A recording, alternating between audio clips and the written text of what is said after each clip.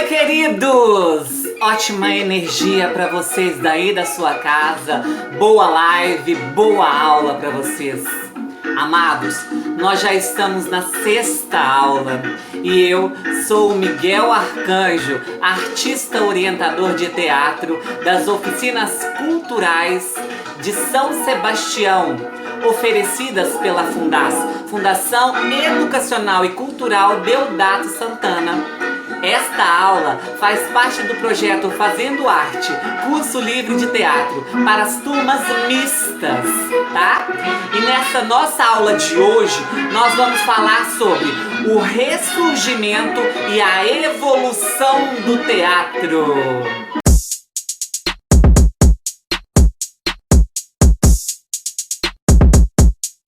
Como vimos na aula 4, o teatro sofreu uma paralisação. Ele foi proibido pela igreja porque era visto como pagão, pecado. Porém, a igreja voltou a utilizar do teatro como ferramenta de evangelização. O renascimento do teatro se deu através da própria igreja para a representação da história da ressurreição de Cristo. A partir deste momento, o teatro era utilizado como veículo de propagação de conteúdos bíblicos, tendo sido representado pelos membros da igreja, os monges, os padres.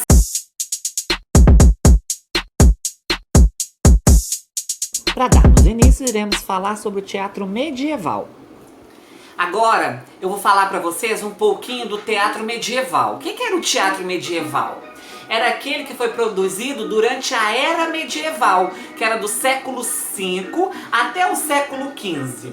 Durante este período, pode ser classificado o teatro em duas vertentes.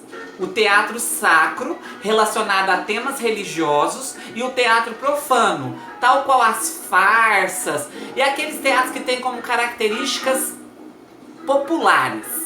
O teatro medieval religioso entrou em franco declívio, começou a perder força a partir de meados do século XVI. Desde o século XV, as trupes teatrais agregavam-se aos domínios dos senhores nobres e reis, constituindo o chamado teatro elisabetano. Olha, gente, eu vou até ler de novo para vocês.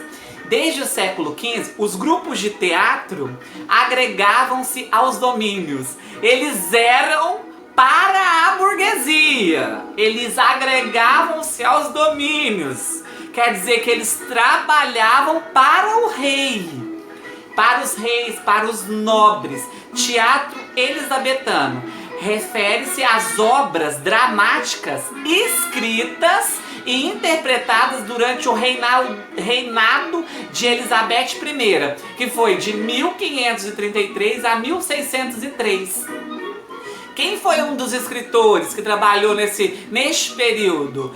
Um dos autores mais famosos que a gente consegue citar até no dia de hoje é William Shakespeare, tá? Nós vamos pesquisar um pouco sobre ele. Então vamos seguir.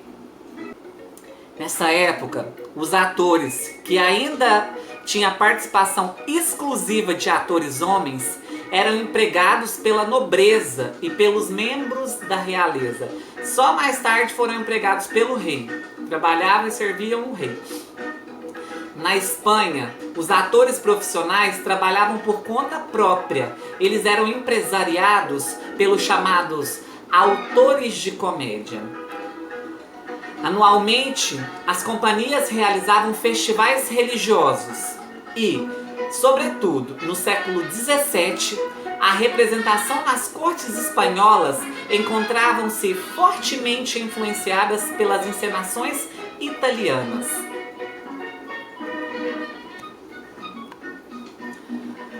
Os nomes de proeminência desse período, os mais famosos atores neste período foram Calderón de la Barca e Lope de Vega.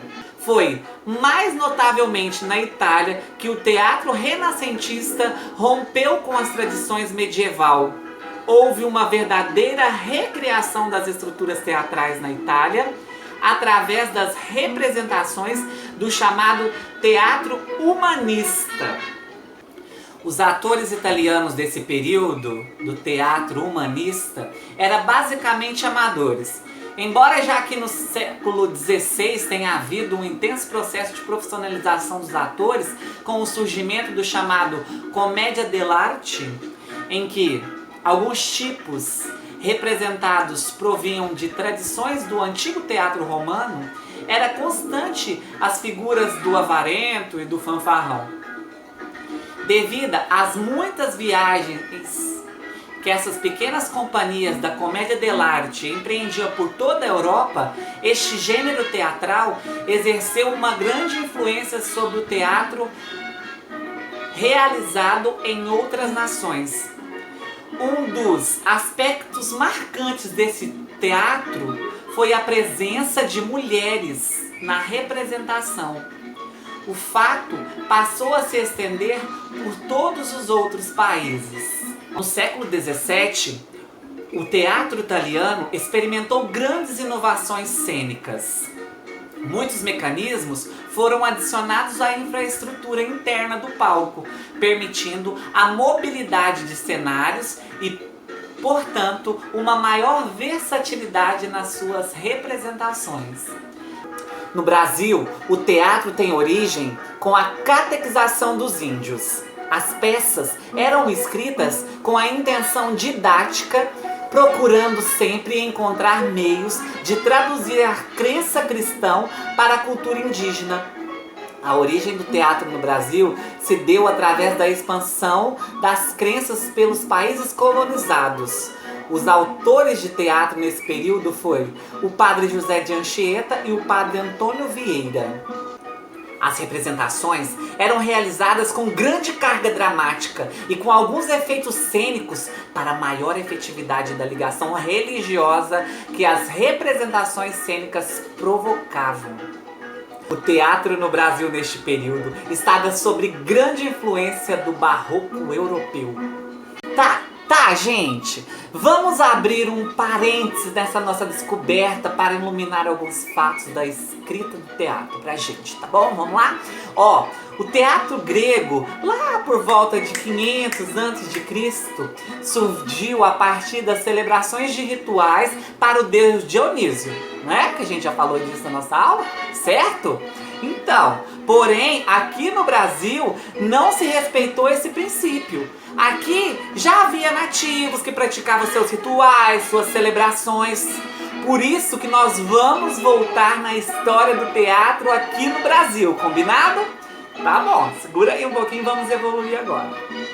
Tá, vamos voltar aqui. Já lá no final do século XVIII, a mudança na estrutura dramática das peças foram reflexos de acontecimentos históricos, como a Revolução Industrial, a Revolução Francesa. Surgiram então formas como o melodrama, que atendia o gosto do grande público.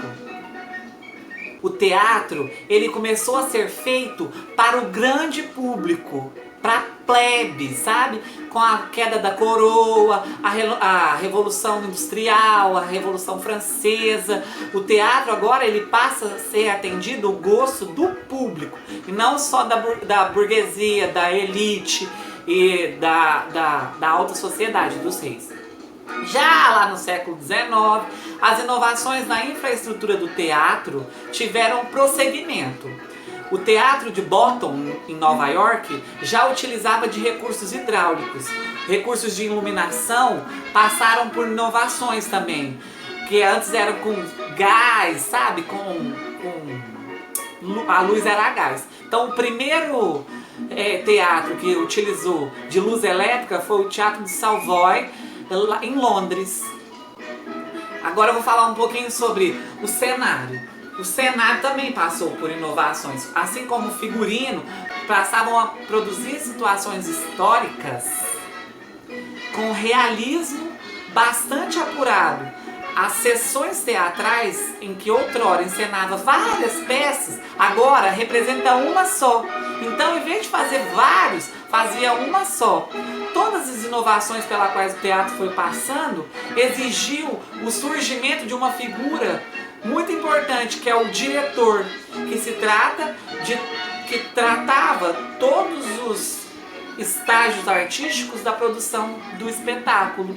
Então quer dizer, foi a partir do século XIX que houve a necessidade de um diretor de teatro. No final do século XIX, uma série de autores passaram a assumir uma postura de criação bastante diversa, visando a arte como veículo de denúncia da realidade. Escritores como Henrik Ibsen e Émile Zola foram partidários dessa nova tendência, cada qual com a sua visão particular. Olha, gente, muita informação para uma aula só. Vamos encerrar por aqui. Mas antes eu vou deixar uma lição.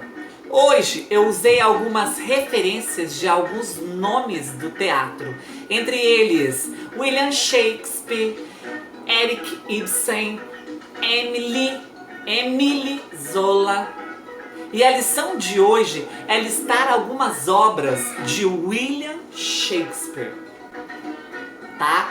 Vocês vão listar algumas obras e criar um vídeo de no máximo 1 minuto, de no mínimo 15 segundos, tá? Representando uma das obras do autor, William Shakespeare. Gente, seja ousado.